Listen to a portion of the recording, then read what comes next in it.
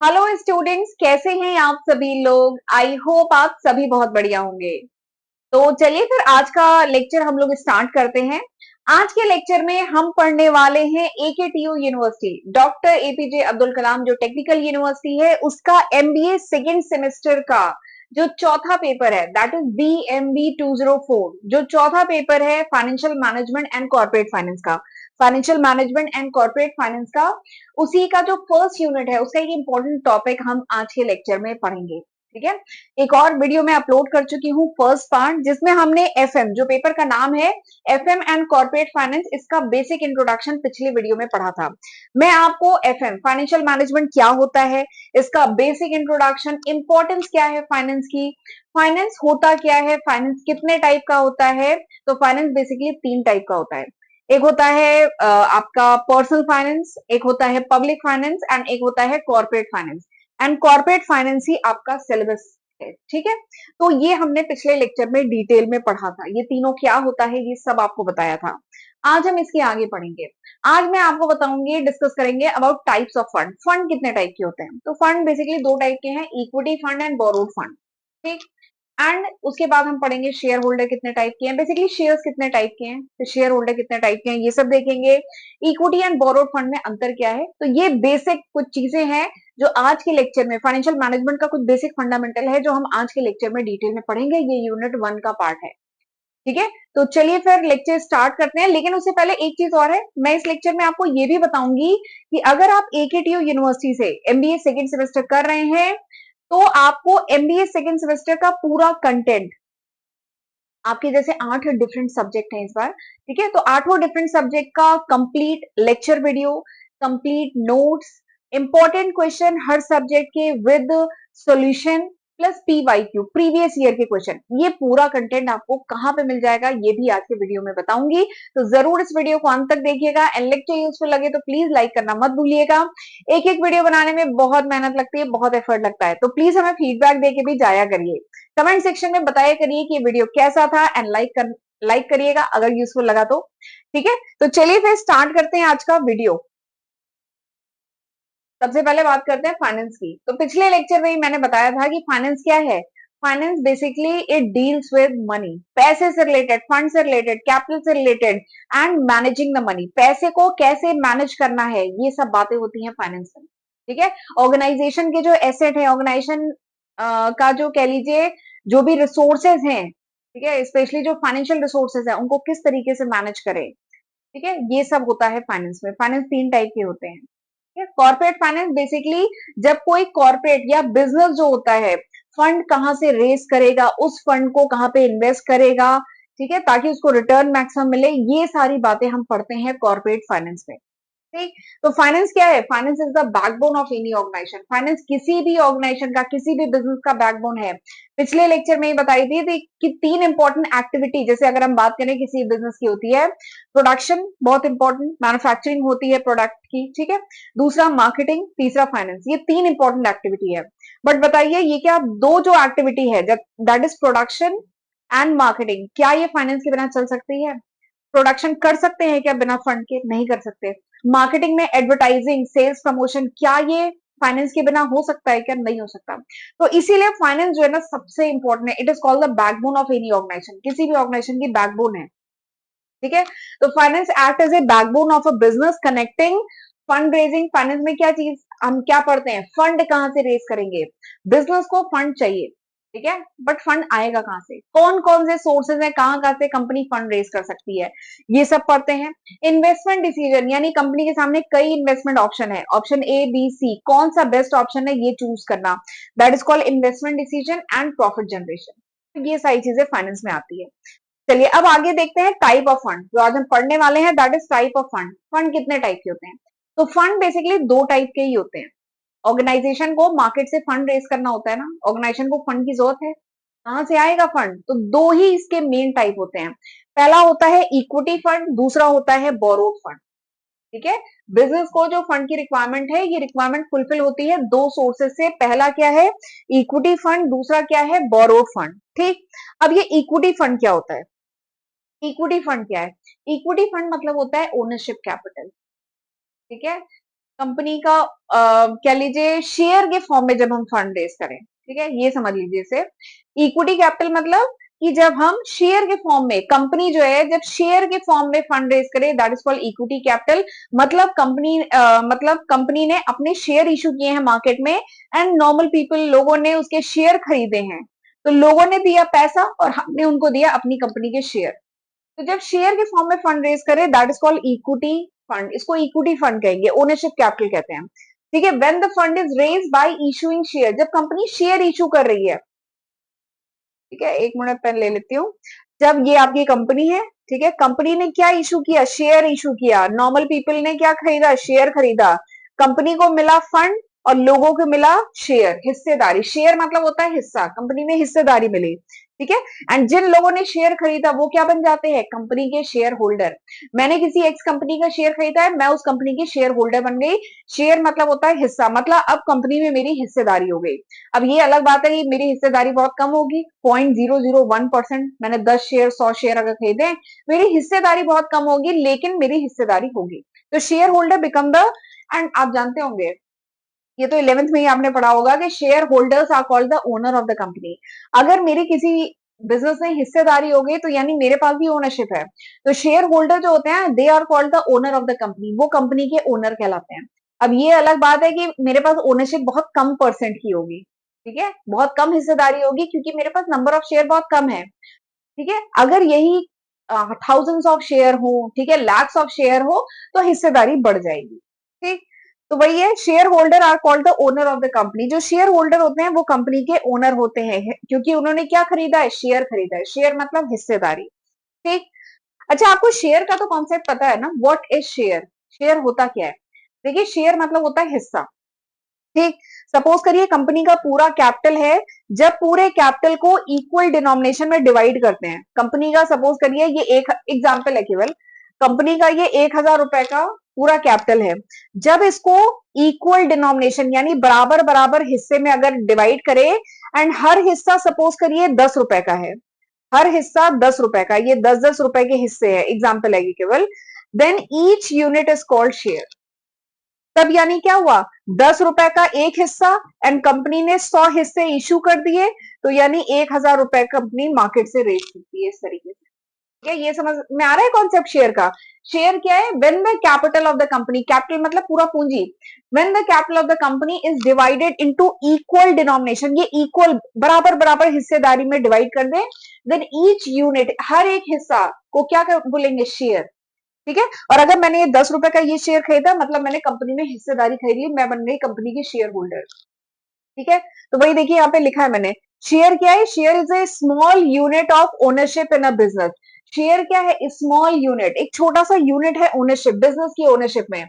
जैसे एग्जांपल के लिए कंपनी का जो कैपिटल है, इसको इक्वल पार्ट में डिवाइड करते हैं, तो हर पार्ट को क्या कहते हैं, शेयर। अगर आप शेयर खरीदते हैं तो इसका मतलब क्या है कि आप कंपनी में एक स्मॉल हिस्सेदारी खरीद रहे हैं, ठीक है। जितने ज्यादा शेयर खरीदेंगे उतनी ज्यादा हिस्सेदारी होगी आपकी कंपनी में, ठीक। अब बीइंग अ शेयर होल्डर मुझे मिलता क्या है बताइए। अगर मैं किसी कंपनी के शेयर खरीद रही हूँ तो मुझे क्या मिलेगा, तो मुझे जो रिटर्न मिलेगा, बेसिकली मैं शेयर क्यों खरीद रही हूँ, ताकि मुझे क्या मिले, रिटर्न मिले, ठीक है। मैंने जितना इन्वेस्टमेंट किया है मुझे उसके बदले में कुछ रिटर्न मिले, इसलिए मैं शेयर खरीद रही हूँ। तो अब ये रिटर्न किस फॉर्म में मिलेगा, तो ये दो फॉर्म में मिलेगा। पहला क्या होगा, क्या, डिविडेंड। दूसरा क्या होता है, कैपिटल गेन। अगर मैंने किसी कंपनी के शेयर खरीदे हैं तो मुझे जो रिटर्न मिलेगा वो डिविडेंड के फॉर्म में एंड कैपिटल गेन के फॉर्म में मिलता है। डिविडेंड क्या होता है, थोड़ा समझ लेते हैं। डिविडेंड क्या होता है, the profit of the company, company जब अपने प्रॉफिट में से प्रॉफिट को शेयर करे शेयर होल्डर्स के साथ, ठीक है, तो वो शेयर करती है in the form of dividend. देखिए, मैं अगर किसी कंपनी की शेयर होल्डर हूं तो मैंने कंपनी पे ट्रस्ट करके उसको अपने पैसे दिए हैं, उसके बदले में कंपनी ने मुझे अपना शेयर दिया है, तो ठीक है, मुझे 100 रुपए का शेयर है, 110 हुआ, 115 हुआ, तो वो जो कह लीजिए वैल्यू ऑफ शेयर जो बढ़ रही है उसको कहते हैं कैपिटल गेन, ठीक है, उसको कहा जाता है कैपिटल गेन। लेकिन कैपिटल गेन के अलावा भी कंपनी को साल में जो प्रॉफिट होता है, कंपनी अपने शेयर होल्डर के साथ उस प्रॉफिट को शेयर करती है, ठीक है। कंपनी को जो भी प्रॉफिट होता है, कंपनी उसको अपने शेयर होल्डर के साथ शेयर करती है in the form of dividend. Company को अगर एग्जाम्पल लेते हैं 100 रुपए का प्रॉफिट हुआ है तो कंपनी 100 रुपए का प्रॉफिट कुछ परसेंट अपने पास भी रखेगी और कुछ जो है अपने शेयर होल्डर में डिस्ट्रीब्यूट करती है। तो जो डिस्ट्रीब्यूट करती है ना उसी को कहा जाता है डिविडेंड। तो अगर मैंने कंपनी का शेयर खरीदा है तो मुझे एक तो डिविडेंड मिलेगा, ठीक है। अब आगे चल के अभी बताऊंगी कब मिलेगा कब नहीं मिलेगा क्या है इसका, बट डिविडेंड के फॉर्म में मिलेगा। एंड दूसरा क्या रिटर्न मिलता है मुझे, कैपिटल गेन। कैपिटल गेन मतलब मैंने 100 रुपए का शेयर खरीदा था 110 रुपए हो गया, तो ये जो 10 रुपए है that is called capital gain, ठीक है। तो यानी अगर मैं शेयर खरीदती हूँ ना तो मुझे रिटर्न दो तरीके से मिलता है, एक आपका डिविडेंड, एक कैपिटल गेन। ठीक, ये कॉन्सेप्ट समझ में आया। ये बहुत बेसिक चीज है, फाइनेंस की एकदम बेसिक चीज है, एबीसीडी ये पता होना चाहिए। हम फाइनेंशियल मैनेजमेंट का पेपर पढ़ने जा रहे हैं, ठीक है। ये आपका पूरा पेपर फाइनेंशियल मैनेजमेंट का है, तो कम से कम एबीसीडी पता होनी चाहिए, क्योंकि ये शेयर वर्ड तो अभी बहुत आगे पढ़ना है, चैप्टर में डिस्कस होगा। तो कम से कम इसका बेसिक फंडामेंटल आपको पता होना चाहिए, ठीक है। और ये पेपर वैसे भी अच्छे से पढ़िएगा, क्योंकि अगर आप आगे फाइनेंस स्पेशलाइजेशन सोच रहे हैं तो, ठीक है। चलिए आगे बढ़ते हैं, टाइप्स ऑफ शेयर होल्डर पढ़ते हैं, लेकिन उससे पहले चलिए आपको मैं ले चलती हूँ अपनी एप्लीकेशन पे, जहां मैं आपको बताऊंगी कि कहाँ आपको एमबीए सेकंड सेमेस्टर का पूरा कंटेंट एक साथ एक जगह मिल जाएगा। आपको अलग अलग कहीं नहीं भटकना, एक एक यूट्यूब पे वीडियो नहीं सर्च करने, सब कुछ एक साथ एक जगह मिलेगा। तो चलिए आपको एप्लीकेशन पे ले चलती हूँ। तो दिस इज माई एप्लीकेशन, ये मेरी एप्लीकेशन है। इसमें सबसे पहला ही कोर्स है एमबीए सेकंड सेमेस्टर का, ठीक है। एंड इस कोर्स में मैं आपको 4 चीजें प्रोवाइड कर रही हूँ, 8 यूनिट का कंप्लीट लेक्चर वीडियो, 8 यूनिट के complete notes, PYQ previous year का क्वेश्चन पेपर 8 सब्जेक्ट का, plus important question with solution. तो ये सारा कंटेंट इसमें मिलेगा। एक बार मैं आपको कंटेंट शो करती हूँ, ठीक है। तो जब आप इसको ऐसे ओपन करेंगे तो देखिए, जैसे पहला सब्जेक्ट है, मैं ये दिखाती हूँ, 8 डिफरेंट सब्जेक्ट है, तो मैंने ये 8 डिफरेंट फोल्डर बनाए हुए हैं, बीएमबी 201, 202, 3, 4, 5, 6, 7, 8 ऐसे करके, ठीक है। पहला मैं आपको दिखाती हूँ, business environment and legal aspect of business, पहला पेपर है ना, ठीक है। तो इसको जब आप ओपन करेंगे तो इसके अंदर हर सब्जेक्ट में 4 अलग फोल्डर बने हुए हैं। एक फोल्डर नोट्स का, एक फोल्डर लेक्चर वीडियो का, एक फोल्डर इसका ये इंपॉर्टेंट क्वेश्चन विद सॉल्यूशन का, एक पीवाईक्यू का। तो इस तरीके से बने हुए हैं। आपको मैं लेक्चर वीडियो ओपन करके दिखाती हूँ, ठीक है। तो फिर आप ओपन करेंगे तो ऐसे करके unit 1, unit 2, unit 3, unit 3, unit 4, unit 5 ऐसे करके पूरा कंटेंट इसमें बना हुआ है। लेक्चर वीडियो अपलोडेड है। आपको केवल क्या करना है, ईमानदारी से मेहनत के साथ पढ़ाई करनी है। एक महीना अप्रोक्सीमेट, एक महीना बचा है आपके एग्जाम को। आज तारीख है 5 अप्रैल, बस लगभग अप्रोक्सीमेट 30 दिन के आसपास आपके एग्जाम शुरू होने वाले हैं। अभी डेट शीट नहीं आई है, लेकिन आपको प्रिपेयर रहना है, क्योंकि अप्रैल लास्ट वीक नहीं तो मई फर्स्ट वीक में एग्जाम शुरू हो जाता है, ठीक है। तो समय बहुत कम है, तो आपको नोट्स लेक्चर वीडियो सब कुछ एक साथ एक जगह मिल जाएगा। बस आपको क्या करना है, मेहनत के साथ पढ़ाई करनी है। तो आप ये कोर्स रेफर कर सकते हैं। बहुत सारे बच्चे ऑलरेडी इनरोल हो चुके हैं, अपनी पढ़ाई शुरू कर चुके हैं, तो आप भी ये कोर्स ले सकते हैं। कोई डाउट वगैरह हो तो कमेंट सेक्शन में पूछिएगा, नहीं तो टेलीग्राम पे आप पिंग कर सकते हैं, वहां पे पूछ सकते हैं, ठीक है। इसका ये जो कोर्स है, इसका जो लिंक वगैरह है वो मैं डिस्क्रिप्शन में प्रोवाइड करूंगी एंड फर्स्ट कमेंट में प्रोवाइड कर दूंगी, ठीक है। तो आप रेफर कर लीजिएगा। ओके, तो चलिए वापस चलते हैं अपने टॉपिक पर। तो अब हम बात करते हैं type of share holder. Share holder कितने टाइप के होते हैं, तो मोटा मोटा डिवाइड करें तो शेयर होल्डर 2 टाइप के होते हैं। एक होते हैं आपके equity shareholder. Equity shareholder मतलब common shareholder, ordinary shareholder, equity shareholder. दूसरे क्या होते हैं, प्रेफरेंस शेयर होल्डर, ठीक है। ये दोनों क्या होते हैं ये मैं अभी आपको बताऊंगी, ठीक है। देखिए, एक होता है प्रेफरेंस शेयर। शेयर भी 2 टाइप के होते हैं, एक होता है इक्विटी शेयर, एक होता है प्रेफरेंस शेयर। इक्विटी शेयर, देखिए पहले मैं प्रेफरेंस बता देती हूँ आपको। देखिए, नाम क्या है, प्रेफरेंस शेयर। प्रेफरेंस मतलब होता है प्राथमिकता। किसी को हम प्रेफरेंस दे रहे हैं ना, उससे पहले हम इसको प्रेफरेंस दे रहे हैं, तो बस यही कॉन्सेप्ट है। तो प्रेफरेंस शेयर के केस में क्या होता है, अगर मेरे पास किसी कंपनी का प्रेफरेंस शेयर है तो इसका मतलब क्या है, मुझे प्रेफरेंस मिलेगी, ठीक है। At the time of liquidation of company, जब कंपनी वाइंड अप होती है तो इक्विटी शेयर होल्डर को अगर कुछ बचा तो मिलेगा, बट पहले किसको पैसा मिलेगा वापस, प्रेफरेंस शेयर होल्डर को मिलेगा, ठीक है। तो उनको प्रेफरेंस मिलती है। अगला क्या है, at the time of distribution of dividend, जब कंपनी डिविडेंड डिक्लेयर करती है, डिविडेंड देती है, तो उसमें भी प्रेफरेंस शेयर होल्डर को पहले दिया जाता है। एंड अगर उसके बाद कुछ बच जाता है तो इक्विटी शेयर होल्डर को मिलता है, वरना वो भी नहीं मिलता है, ठीक है। एंड प्रेफरेंस शेयर के केस में जो रेट ऑफ डिविडेंड होता है वो फिक्स होता है, जबकि इक्विटी के केस में फिक्स नहीं होता है, ठीक है। तो ये कुछ डिफरेंस है। तो अगर मेरे पास प्रेफरेंस शेयर है तो मैं प्रेफरेंस शेयर होल्डर हूं। अगर मेरे पास नॉर्मल शेयर है, ऑर्डिनरी शेयर है, कॉमन शेयर है, तो मैं क्या हो गई, इक्विटी शेयर होल्डर हो गई। इक्विटी शेयर के फीचर्स क्या है कि डिविडेंड फिक्स नहीं होता है। इक्विटी शेयर के केस में dividend is not fix. Company को प्रॉफिट हुआ तो कंपनी हमें डिविडेंड देगी, वरना न भी दे। ऐसा भी हो सकता है कि कंपनी को प्रॉफिट हुआ लेकिन कंपनी को जरूरत थी तो कंपनी ने उस प्रॉफिट को वापस कंपनी में री इन्वेस्ट कर दिया, हमें कुछ नहीं मिला, डिविडेंड नहीं मिला। ठीक है, तो डिविडेंड फिक्स नहीं होता है, रेट ऑफ डिविडेंड भी फिक्स नहीं होता है, वो एजीएम में डिसाइड होता है। ठीक है, एजीएम क्या है? AGM is annual general meeting. ठीक, तो इक्विटी शेयर होल्डर के केस में जो डिविडेंड है it depend upon the companies performance. ठीक है, एंड डिविडेंड अगर कंपनी पे करती है तो कंपनी उस डिविडेंड को पे करने से पहले कंपनी के और बाकी जितने ऑब्लिगेशन है वो पेमेंट करने के बाद लास्ट में इक्विटी शेयर होल्डर को पेमेंट होता है। ठीक है, इसीलिए इक्विटी शेयर होल्डर को कहा जाता है they are the owner of residual income. Last में जो इनकम बची है उसके ओनर हम कहलाते हैं इक्विटी शेयर होल्डर। जबकि प्रेफरेंस शेयर के केस में क्या होता है? Get fix dividend.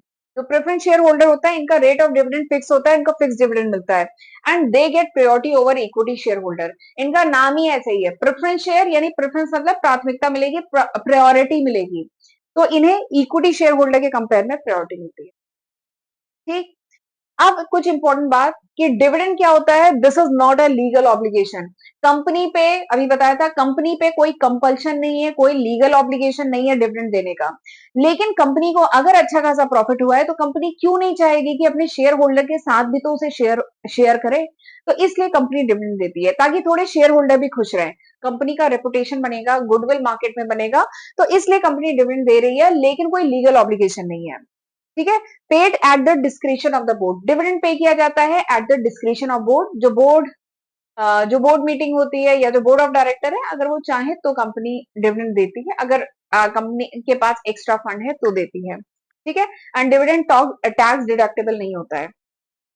आगे हम बात करते हैं रिटेन्ड अर्निंग। ये टर्म भी आपको पता होना चाहिए। देखिए, रिटेन्ड अर्निंग क्या होता है? रिटेन मतलब अपने पास, अर्निंग अभी डिस्कस हुआ था।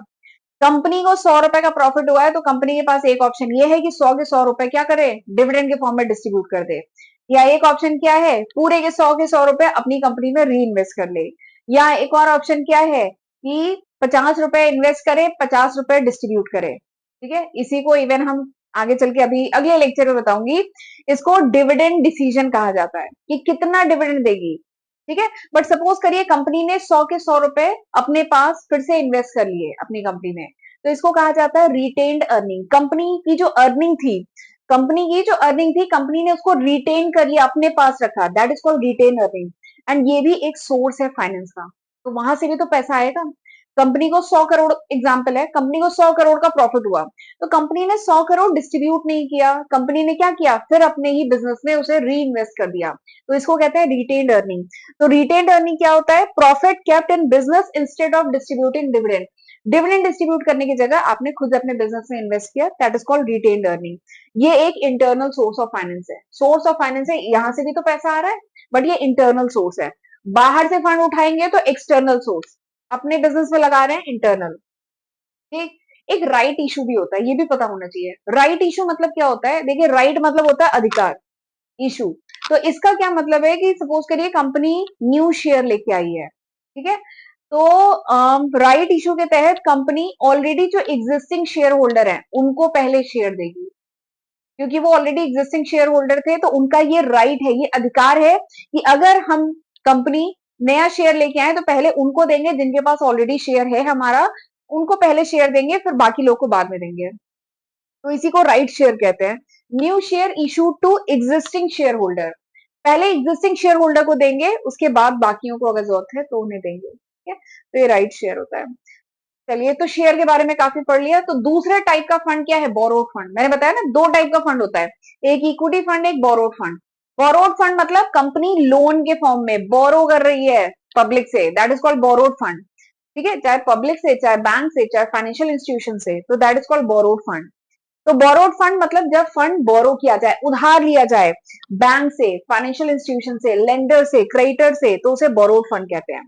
अब अब अगर कंपनी लेंडर से उठा रही है पैसा, क्रेडिटर से उठा रही है, बैंक से उठा रही है, फाइनेंशियल इंस्टीट्यूशन से उठा रही है, तो इस केस में क्या होता है? They are not called the owner of the company. हमने उनसे पैसा उधार लिया ना, तो वो कंपनी के ओनर नहीं हो जाएंगे। जबकि इक्विटी शेयर होल्डर क्या होते हैं? They are the owner of the company. वो कंपनी के ओनर होते हैं, उनकी कंपनी में हिस्सेदारी होती है क्योंकि उन्होंने कंपनी के शेयर खरीदा है, वो ओनर बनते हैं। लेकिन जो बोरोड फंड होता है ना, जिनसे भी हमने फंड बोरो किया है, they are not the owner of the company. उन्होंने हमें लोन दिया है जिसपे हम क्या पे करेंगे, इंटरेस्ट पे करेंगे, और एक सर्टेन ड्यूरेशन उसमें होता है कि मेच्योरिटी के बाद उनका पूरा पैसा वापस कर देंगे। ठीक है, तो वही है बोरोड फंड। तो ये भी एक सोर्स ऑफ फंड है। तो लेंडर जो होता है ओनर नहीं होता है, and fund are given as a loan basis, loan के बेसिस पे फंड दिया जाता है एंड उसे वापस कर देना होता है आफ्टर फिक्स पीरियड। ठीक है, एंड इस ये जो पैसा हमने लिया है उस पर हम क्या देंगे, इंटरेस्ट देंगे। जहां से भी बैंक से या फाइनेंशियल इंस्टीट्यूशन से हमने पैसा लिया है उनको हम क्या देंगे, इंटरेस्ट देंगे। एंड ये जो इंटरेस्ट का अमाउंट है ना, दैट इज फिक्स। ठीक है, वो फिक्स है। हमारी कंपनी को प्रॉफिट हो चाहे ना हो, जो कुछ भी हो, बट हमें एक जो भी हमने पैसा लिया है उस पर हमें इंटरेस्ट देना ही देना है। तो ये होता है बोरोड फंड में। जबकि आप जानते हैं शेयर के केस में डिविडेंड देना is not a legal obligation, वो लीगल ऑब्लिगेशन नहीं है। लेकिन अगर कंपनी ने पैसा बोरो किया है तो कंपनी को चाहे प्रॉफिट हो चाहे लॉस हो, कुछ भी हो, कंपनी को वो जो इंटरेस्ट का अमाउंट था वो देना ही देना है। तो वही है, interest is fix and it is compulsory regardless of profit, profit हो चाहे ना हो। ठीक है, बट इसमें होता है कि इंटरेस्ट जो होता है ना, टैक्स डिडक्टेबल होता है, इस पर टैक्स बेनिफिट मिलता है, तो कंपनी को थोड़ी सी टैक्स शील्ड मिल जाती है। ठीक, तो ये थे आपके दो टाइप के फंड। कौन से, equity fund and borrowed fund. तो इक्विटी फंड में क्या मिलती है, ओनरशिप मिलती है, शेयर होल्डर बिकम ओनर। जबकि बोरोड फंड में क्या होता है, वो ओनर नहीं होते, वो क्रेडिटर होते हैं। अगर हमने किसी बैंक से पैसा लिया है, कंपनी ने किसी बैंक से पैसा लिया है, तो bank become the creditor of the company.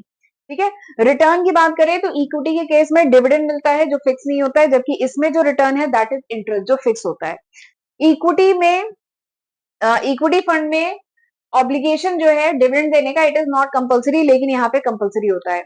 Equity fund के केस में रिस्क हाई होता है। ठीक है, बोरोड फंड में कम होता है। टैक्स बेनिफिट नहीं मिलता है इक्विटी में, बोरोड फंड में कंपनी को टैक्स बेनिफिट मिलता है। ठीक है, तो ये सारी चीजें हैं, ये दोनों के बीच में डिफरेंस है। चलिए एक और छोटा सा टॉपिक देख लेते हैं, दैट इज थोड़ा सा आइडिया आपको दे देती हूँ। डिवेंचर क्या होते हैं, डिवेंचर या बॉन्ड आपने सुना होगा बहुत, क्या होते हैं। तो देखिए, कंपनी मार्केट से शेयर के फॉर्म में भी फंड रेज कर सकती है या फिर डिवेंचर के फॉर्म में। कंपनी अपने debenture certificate they and public company को पैसा दे। लेकिन यहाँ पे जो पब्लिक पैसा दे रही है वो दे रही है in the form of loan, loan के फॉर्म में दे रही है। ठीक है, उसके बदले में कंपनी क्या करेगी, उन्हें फिक्स इंटरेस्ट देगी, तो इसको कहा जाता है डिवेंचर। ठीक, तो डिवेंचर क्या है, डिवेंचर एक सर्टिफिकेट ऑफ लोन है, एक लोन का सर्टिफिकेट है जो कंपनी देती है किसे, लेंडर्स को, जो पब्लिक है, जो लेंडर है जिन्होंने हमें लोन दिया है, तो हम उसको एक सर्टिफिकेट देंगे डिवेंचर का।